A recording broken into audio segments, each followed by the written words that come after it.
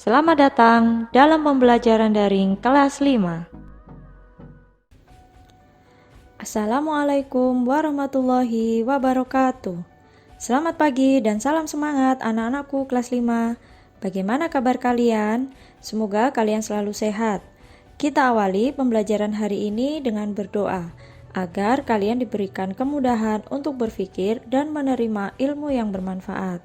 Hari ini kalian akan mempelajari tema 7, subtema 1, peristiwa kebangsaan masa penjajahan, pembelajaran 4. Pada masa penjajahan, bangsa Indonesia telah berusaha sekuat tenaga untuk mengusir penjajah dan bercita-cita menjadi bangsa yang merdeka, bebas dari penjajahan. Berbagai bentuk perlawanan terhadap penjajah yang dilakukan oleh para raja, bangsawan, tokoh masyarakat, dan tokoh agama dilakukan dengan cara mengangkat senjata. Namun, pada umumnya, bentuk perlawanan semacam itu mengalami kegagalan. Apa ya faktor-faktor yang menyebabkan kegagalan tersebut? Faktor penyebab gagalnya perjuangan bangsa Indonesia dalam mengusir penjajah adalah sebagai berikut. Perjuangan bersifat kedaerahan. Perlawanan tidak dilakukan secara serentak. Masih bergantung pada pimpinan. Jika pimpinan tertangkap, perlawanan terhenti. Kalah dalam persenjataan. Rakyat Indonesia masih menggunakan senjata yang sederhana. Belanda menerapkan politik adu domba atau divide et impera. Berdasarkan pengalaman tersebut, kaum terpelajar ingin berjuang dengan cara yang lebih modern, yaitu menggunakan kekuatan organisasi. Lahirnya organisasi-organisasi tersebut menandai lahirnya masa pergerakan nasional. Masa pergerakan kebangsaan dibedakan menjadi 3 masa, yaitu masa awal atau perkembangan pergerakan nasional, masa radikal, dan masa moderat. Masa awal pergerakan nasional terjadi pada tahun 1900-an. Pada masa ini, lahir banyak organisasi pergerakan. Salah satu organisasi yang besar pengaruhnya terhadap pergerakan nasional adalah Budi Utomo. Pada hari Minggu, tanggal 20 Mei 1908, Sutomo beserta kawan-kawannya berkumpul di Jakarta. Mereka sepakat mendirikan Budi Utomo, yang berarti usaha mulia. Karena sebagai organisasi modern yang pertama kali muncul di Indonesia, pemerintah RI menetapkan tanggal berdirinya Budi Utomo diperingati sebagai Hari Kebangkitan Nasional. Nah, berikut ini adalah tokoh-tokoh dari organisasi Budi Utomo beserta lambang organisasinya.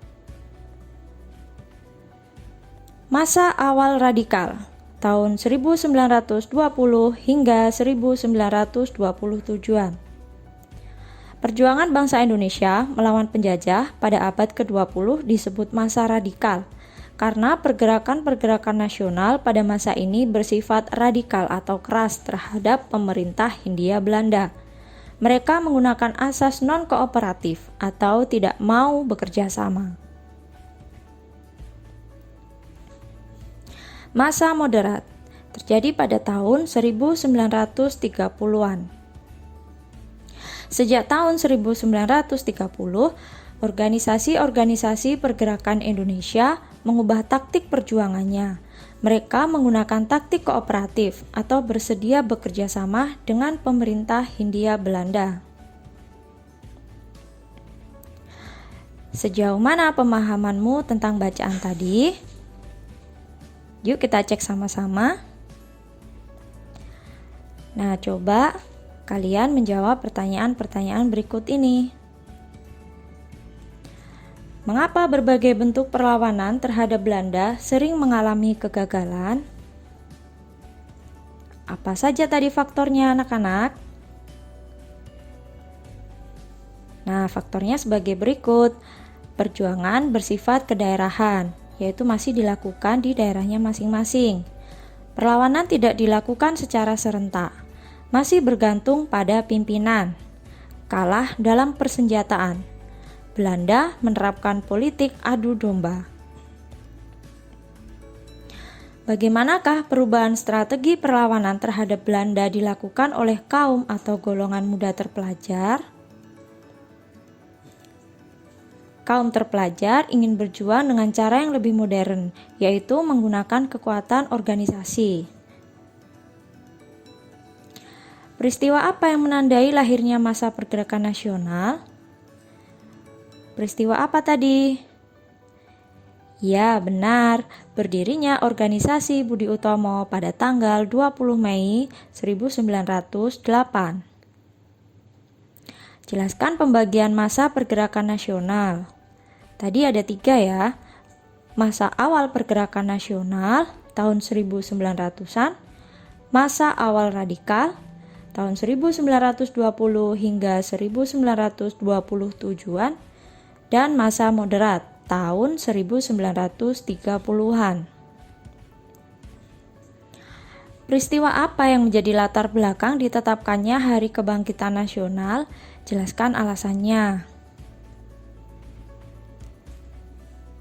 Peristiwa berdirinya organisasi Budi Utomo, karena Budi Utomo merupakan organisasi modern pertama yang muncul di Indonesia. Nah, sekarang mari kita mengenal lebih dekat tokoh berikut.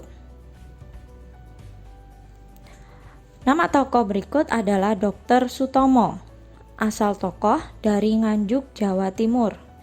Bentuk perjuangannya, perjuangan melalui organisasi modern dan menjadi pelopor berdirinya Budi Utomo. Dampak perjuangannya menjadi tonggak awal masa pergerakan nasional dan menandai era kebangkitan nasional. Munculnya rasa kebangsaan Indonesia berasal dari keinginan kuat rakyat Indonesia untuk merdeka dan berdaulat. Sejak abad ke-19 mulai muncul benih-benih rasa kebangsaan atau nasionalisme bagi bangsa-bangsa di Asia dan Afrika, khususnya Indonesia. Banyak faktor yang memicu munculnya rasa kebangsaan di Indonesia. Salah satunya kenangan kejayaan masa lalu. Kenangan kejayaan masa lalu khususnya pada kejayaan Kerajaan Majapahit dan Sriwijaya, serta kebesaran kerajaan-kerajaan Islam. Yuk mencari tahu lebih banyak faktor-faktor lain yang memicu munculnya rasa kebangsaan Indonesia. Faktornya dibagi menjadi 2, ada faktor internal dan ada faktor eksternal. Faktor internal antara lain sebagai berikut. Sedangkan untuk faktor eksternal adalah sebagai berikut.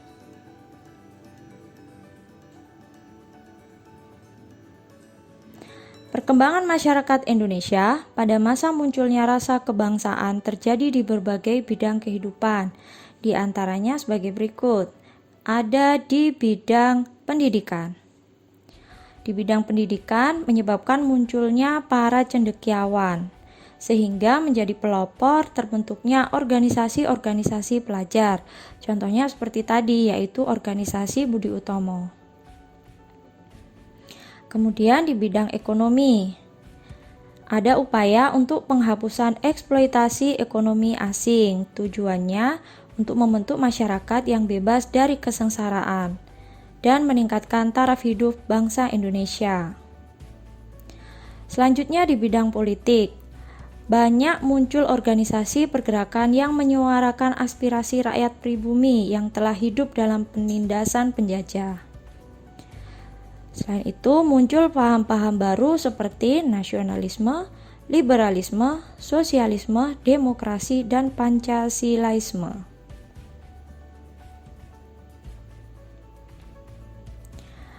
Kemudian ada di bidang sosial dan budaya. Melakukan pembentukan identitas nasional seperti penggunaan nama Indonesia untuk menyebut negara kita. Hal ini diawali oleh J.R. Logan pada tahun 1850 dan istilah Indonesia makin populer sejak Sumpah Pemuda 28 Oktober 1928.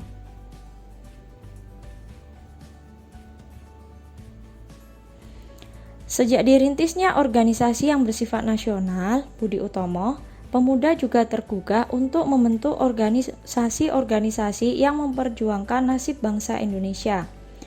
Semula di Indonesia terdapat macam-macam organisasi pemuda. Pada awal kemunculannya, organisasi-organisasi pemuda itu dapat dibedakan menjadi 3 macam, yaitu organisasi pemuda bersifat kedaerahan, organisasi pemuda bersifat nasional, dan organisasi pemuda bersifat keagamaan. Untuk menggabungkan semua organisasi kedaerahan menjadi satu kesatuan, mereka mengadakan Kongres Pemuda Indonesia. Peristiwa Sumpah Pemuda 1928. Selama zaman penjajahan Belanda, Kongres Pemuda Indonesia diselenggarakan 3 kali. Kongres Pemuda Indonesia I berlangsung di Jakarta pada tanggal 30 April hingga 2 Mei tahun 1926, diikuti oleh semua organisasi pemuda. Namun, Kongres Pemuda I belum dapat menghasilkan keputusan yang mewujudkan persatuan seluruh pemuda. Kongres Pemuda Indonesia I merupakan persiapan Kongres Pemuda Indonesia II.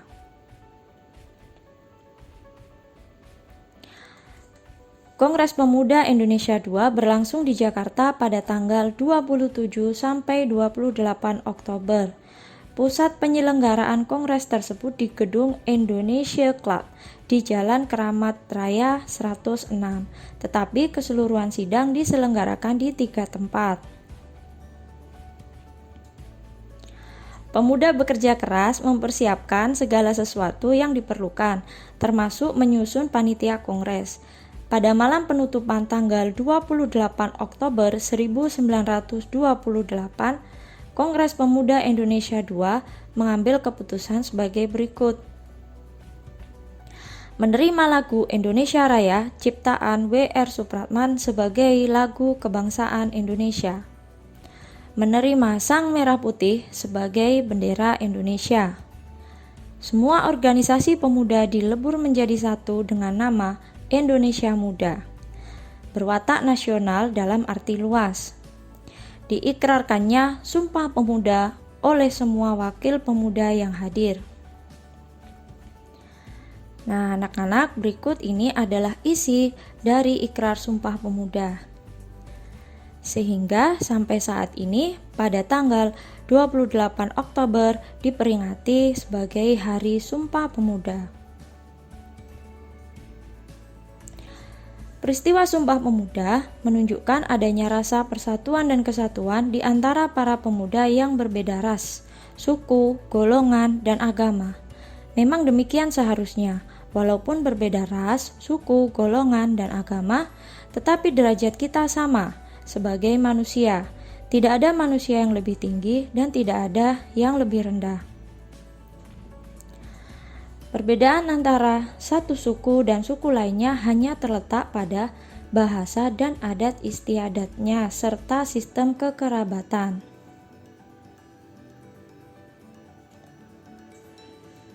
Perbedaan dalam adat istiadat. Setiap suku bangsa pasti memiliki adat istiadat tertentu, meliputi upacara adat dan kebiasaan-kebiasaan lain. Kebiasaan-kebiasaan tersebut sudah dijalankan secara turun-temurun dalam suatu suku. Perbedaan bahasa daerah. Tiap suku bangsa biasanya memiliki bahasa daerah tertentu. Misalkan kita yang tinggal di Jawa, maka bahasa daerah kita adalah bahasa Jawa. Suku Sunda memiliki bahasa daerah Sunda. Suku Madura memiliki bahasa daerah Madura. Perbedaan sistem kekerabatan. Sistem kekerabatan merupakan sistem keturunan yang dianut oleh suku bangsa tertentu berdasarkan garis ayah, garis ibu, atau kedua-duanya. Nah, bagaimana denganmu? Berasal dari suku manakah kamu? Adat budaya apa yang kamu dan keluargamu miliki? Kalian bisa mencari tahu lebih lanjut dengan bertanya kepada anggota keluarga kalian yang lain. Anak-anak, sekian pembelajaran pada hari ini. Terima kasih atas perhatiannya. Sampai jumpa pada pembelajaran berikutnya. Assalamualaikum warahmatullahi wabarakatuh.